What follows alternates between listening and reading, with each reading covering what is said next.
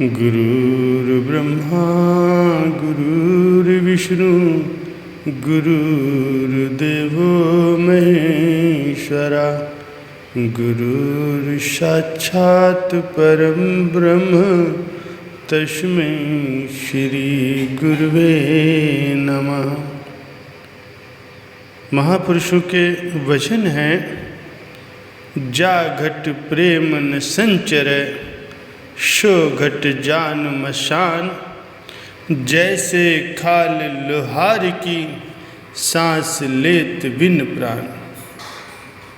महापुरुष अपने वचनों में वर्णन करते हैं कि जिस जीव के हृदय में प्रेम का प्राकट्य नहीं है, वो घट अर्थात अंतर्मानस उसका शमशान के समान शून्य है। वह जीव प्रत्यक्ष में तो जीवित कहलाया जा सकता है, लेकिन उसका जीना उसी भांति है जिस प्रकार लोहार की धौकनी प्राण न होने पर भी सांस लेती हुई मालूम पड़ती है। ये महत्व है जीवन में प्रेम का। संबंधियों और सांसारिक प्राणियों के साथ जो मनुष्य का प्रेम प्यार का नाता होता है, चूँकि वो नाता सांसारिक होता है और स्वार्थ पर आधारित होता है, इसीलिए संत महापुरुष उसको मोह कहते हैं। इसके विपरीत एक भक्त अपने इष्ट देव के प्रति जो प्रेम पैदा करता है, जो उनके प्रति समर्पण भाव होता है, उसे संतों महापुरुषों ने प्रेम का नाम दिया है। यही प्रेम जब अनन्यता प्राप्त कर लेता है तो वो भक्ति कहलाता है। देव ऋषि नारद जी अपने ग्रंथ में वर्णन करते हैं, सात्वमिन परम प्रेम रूपा, अर्थात वो भक्ति इष्ट देव के प्रति परम प्रेम स्वरूप है। इष्ट देव के चरणों में निर्विकार प्रेम जब अपनी चरम सीमा पर पहुंच जाता है, तब उसे भक्ति कहते हैं। लेकिन सज्जनों, विचार करने की बात है कि इस जीव को परमात्मा ने जो प्रेम रूपी महान संपदा, महान दौलत प्रदान की है, क्या वह सांसारिक संबंधों में लुटाने के लिए दी है? नहीं। सांसारिक संबंधियों और अन्य किसी के साथ जो प्रेम का नाता होता है, संत महापुरुषों ने उसको मोह का नाम दिया है। वह तो मनुष्य को 84 के चक्र में घसीट ले जाता है और जन्म मरण के बंधनों में डाल देता है। इसीलिए सभी संत महापुरुष उससे बचने के लिए अपने वचनों में बार बार समझाते हैं। महापुरुषों की दृष्टि में भगवान और भक्त अथवा सद्गुरु और शिष्य का नाता पारमार्थिक होने के कारण श्रेष्ठ होता है। भगवान अथवा सद्गुरु के प्रेम के अनुगामी सेवक का प्रेम तथा उसके हृदय की प्रत्येक भावना केवल अपने इष्ट देव के चरणों में ही सदैव समर्पित रहती है। उसे केवल अपने इष्ट देव की ही आस, उन्हीं का विश्वास होता है। जैसे कथन करते हैं, धन्य धन्य हरि भक्त हैं जिन मन हरि की प्रीति, और आस विश्वास तज हरि की ही प्रति। महापुरुष वर्णन करते हैं कि धन्य है वे भक्तजन जिन्होंने संपूर्ण विश्व की प्रीति व आशाओं को छोड़ करके हृदय में केवल अपने इष्ट देव संत सद्गुरु के ही प्रेम को आश्रय दिया है। सच्चे प्रेम में ये विशेषता होती है कि जब यह किसी के हृदय में प्रकट होता है तो वह सदैव अपने प्रियतम, अपने इष्ट देव के ख्याल में ही मगन रहता है।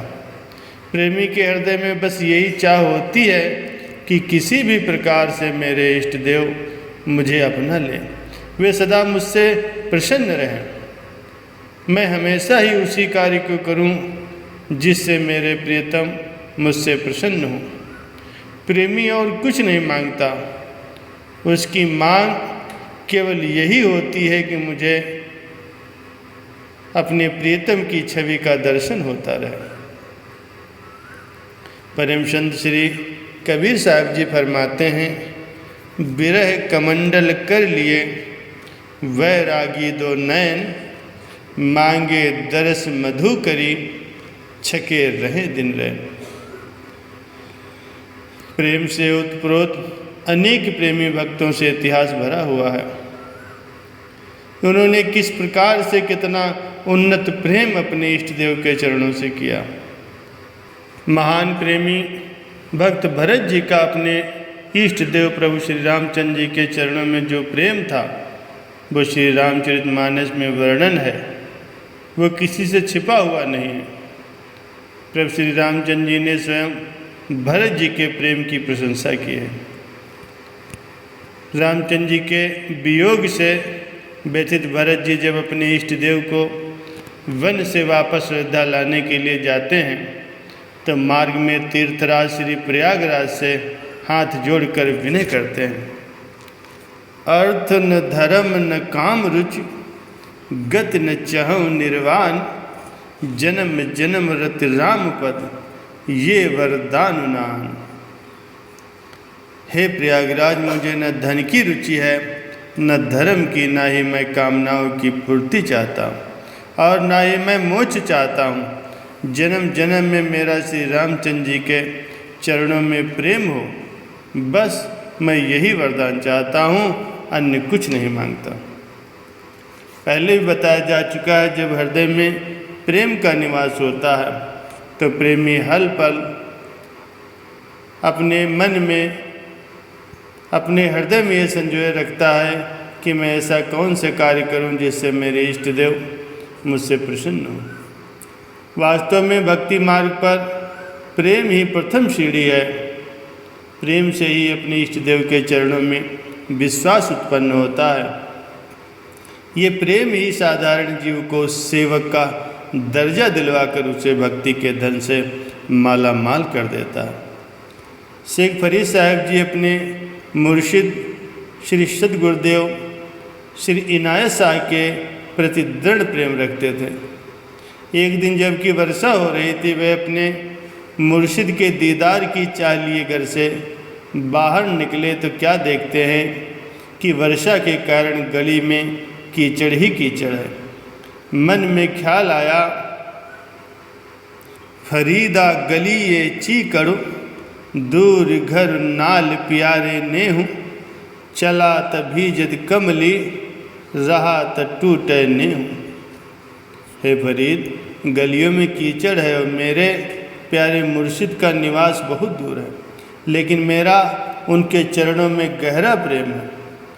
यदि मैं अपने गुरुदेव के दर्शनों को जाता हूँ तो वर्षा के कारण मेरी कमली भीग जाती है और कीचड़ से मेरे वस्त्र खराब हो जाते हैं, और नहीं जाता तो मेरे इष्ट देव के प्रति जो प्रेम है वो टूट रहा है। लेकिन शेख फरीद साहब जी सच्चे प्रेमी थे। सच्चे प्रेमी का अपने इष्ट देव के प्रति दृढ़ अनुराग होता है। अतः मन के इस कमज़ोर ख्याल को दूर हटाते हुए उन्होंने मन ही मन कहा, भिजौ सिजौ कमली, अलह वर्षव में, जाय मिला तिना सजना, टूटो नाही ने हो।